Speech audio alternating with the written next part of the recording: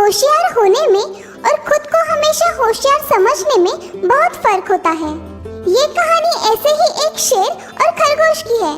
एक हिरन जो एक शेर का शिकार बन जाता है और एक खरगोश जो उस हिरन को उसके शिकार होने से बचा लेता है। लेकिन कैसे, ये जानने के लिए आपको ये कहानी देखनी पड़ेगी। और हाँ, ऐसे ही मजेदार और अनोखी कहानियाँ देखने के लिए हमारे इस चैनल को जरूर सब्सक्राइब करें।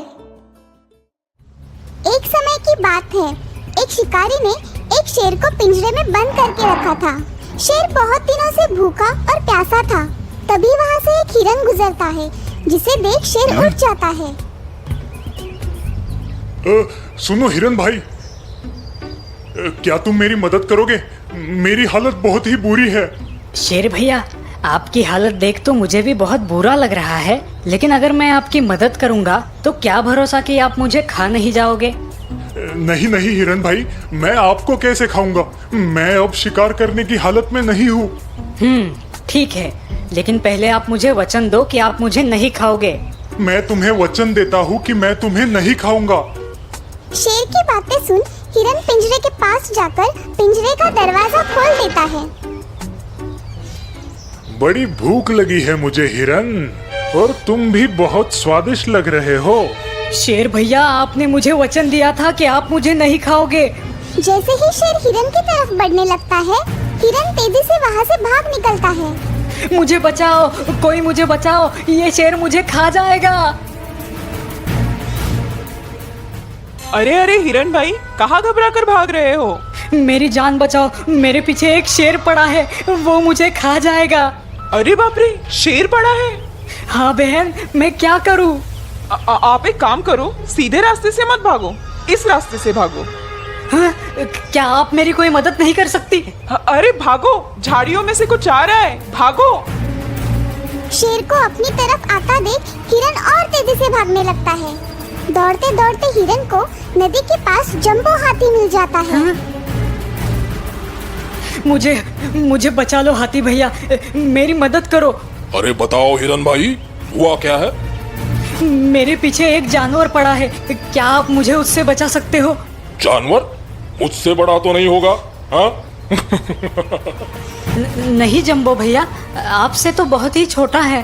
बताओ फिर, कौन सा जानवर है? शेर। शेर? अरे बाप रे, अच्छा तो मैं चलता हूँ हिरन भाई। हाँ?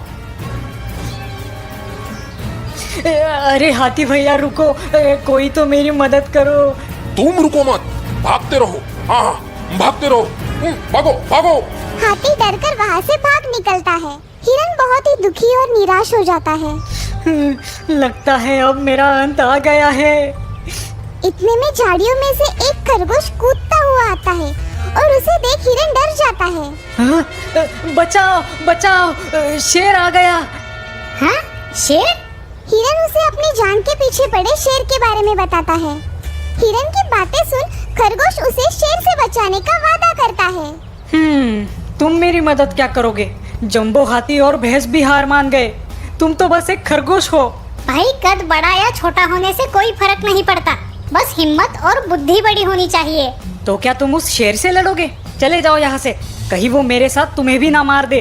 तुम पहले मुझे ये बताओ कि हुआ क्या है। हिरन सारी बातें खरगोश को बता देता है। इतने में शेर वहाँ आ जाता है। मूर्ख हिरन, तुमने ये कैसे सोच लिया कि तुम मुझसे बच जाओगे? अरे अरे रुक जाओ शेर भाई, ये तो गलत बात है। छोटे खरगोश, क्या गलत है? यही कि हिरन ने आपकी जान बचाई उस शिकारी से लड़कर, और आप उसे ही खा रहे हैं। हाँ? शिकारी से लड़कर? कैसा मजाक है? हिरन ने किसी शिकारी से लड़ाई नहीं की है। हाँ?